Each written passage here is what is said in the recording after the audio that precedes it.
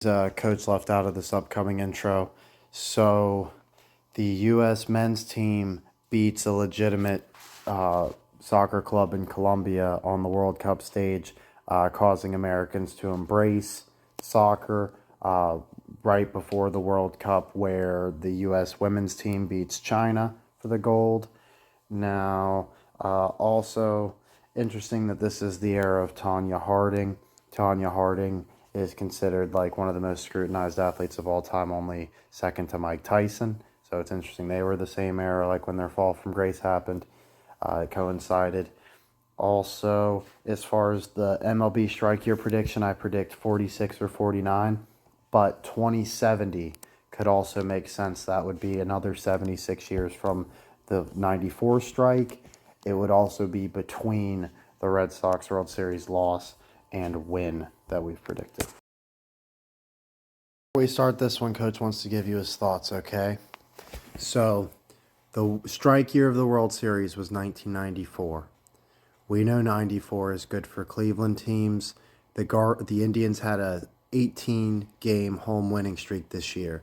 The White Sox also had a good year. So canceling this year gives all the teams that are cursed the excuse to say that could have been our year, pretty much. And also look at all the record books, all sort of stuff, argue that your player was better. He just didn't get the numbers because this year didn't finish or whatever. Now, as far as like the World Cup stuff, Pele's dream was to have the World Cup in Brazil, then Brazil wins the world, or to have the World Cup in the U.S., then Brazil wins the World Cup in the U.S. What do you know? You didn't see it in this clip, but Roy Jones Jr. took over like Tyson's throne. Basically, it was different weight class, light heavyweight or something of that nature, but still shows that he was like the heir apparent to boxing. And then of course they show up off against each other. The fight before Tyson versus Paul. Now I have an official strike year prediction. I had more to say. I hope I remember it. I thought it was interesting so we don't know why the strike year happened in 94, but isn't it interesting that it's 76 years from the Babe Ruth curse, which we consider like the modern era of baseball? Interesting, right? And then as far as our official strike prediction. So we know the Red Sox could, with our 2086 World Series prediction, they could hit their coding for both 67 and 68 if there is a strike year before then.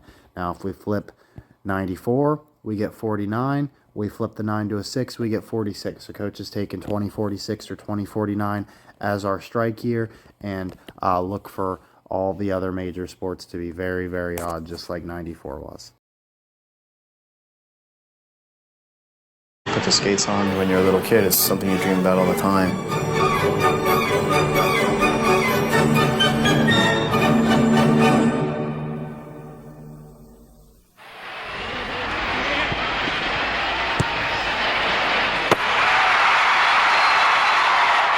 The U.S. beating Colombia actually made America part of the World Cup and not just a host. I think the World Cup has galvanized America to believe that soccer is a real sport.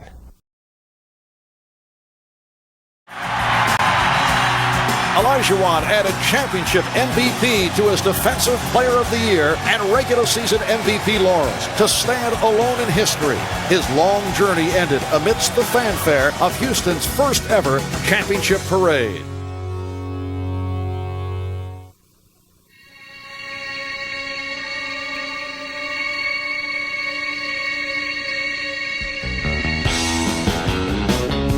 In a year when the chest bump replaced the high five, when the Heisman Trophy winner was selected in the NBA draft but not the NFL, we were reminded that every sports year leaves us with its share of head-scratching moments. Michael Jordan began the year believing he could play baseball. As the Bulls headed north, Jordan headed south of the Mendoza line.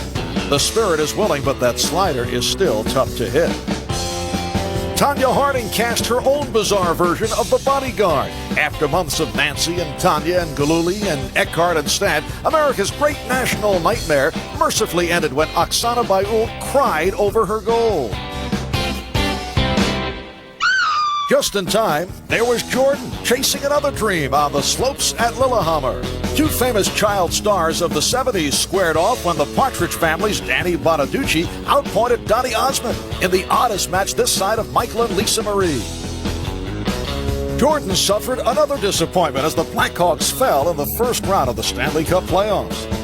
As if the NBA postseason wasn't ugly enough, Madonna set her sights on San Antonio's spur of the moment, Dennis Rodman. Would they produce a material worm? The playoffs couldn't have been further from Michael Jordan's mind as he tried his hand at World Cup soccer.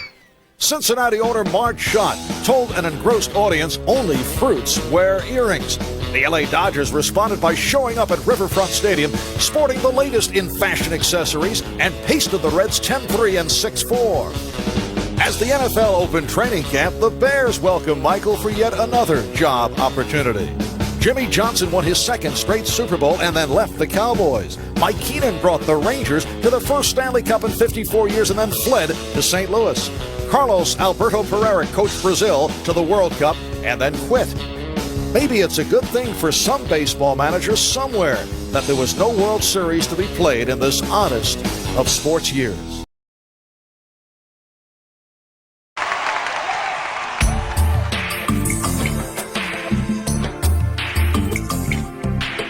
Somebody somewhere feels that we won't stick to our guns, and it's just not going to happen. The only thing that we have insisted on is that there be a economic system in baseball which permits the owners to know what it's going to cost them to play ball. I think we saw systems similar to that in a European country where a wall fell down and it didn't work. We can talk about the history and the agony and the torture of all this. All that's true, but it doesn't mean anything anymore. To me, I just picked a bad year to have a good year. Griffey and Thomas, Bell and Bagwell, Matt Williams, Tony Gwynn, the Yankees in Cleveland, the Expos, and even the Texas Rangers all called out on a single strike. Early in the season, such a calamity was unthinkable.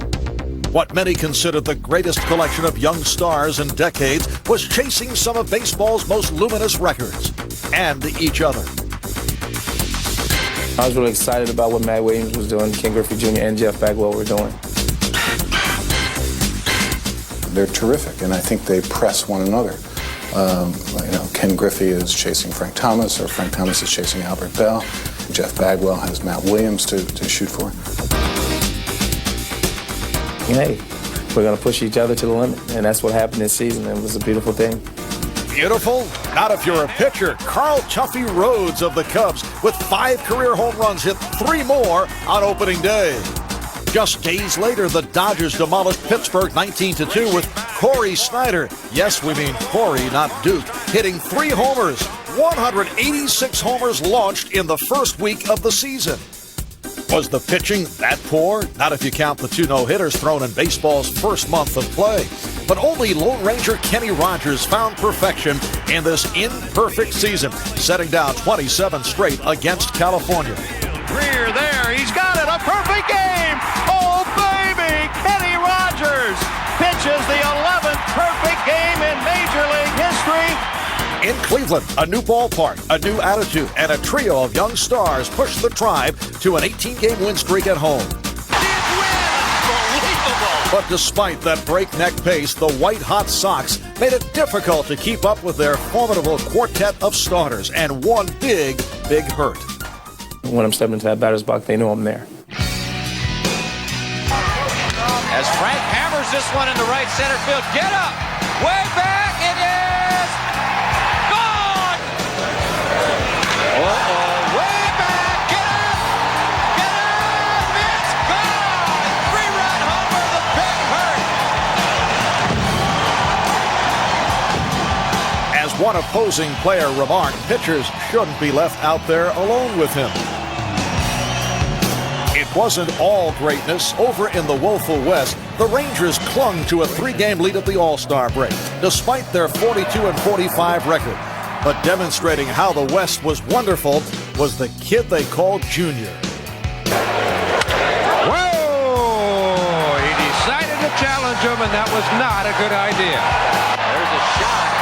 Center field, Ken Griffey going back. He makes a terrific over-the-shoulder catch. Griffey is in a league of his own. Junior with a high drive to deep right field. Gone!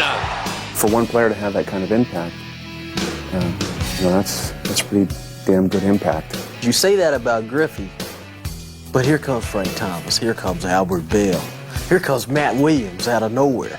One guy in each league going for a Triple Crown, that just doesn't happen.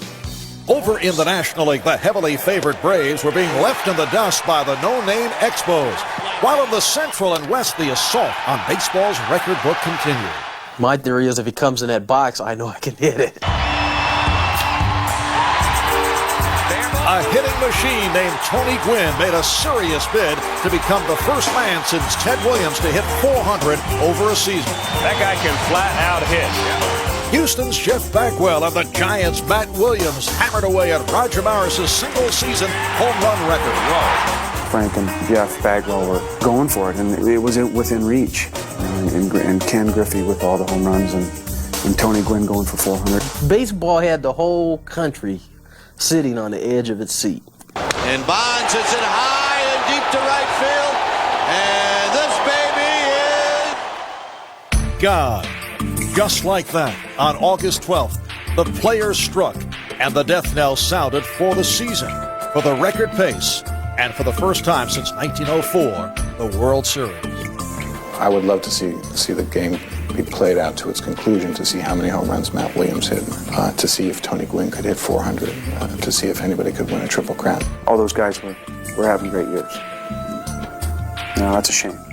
And I really believe this was our year to be in the World Series.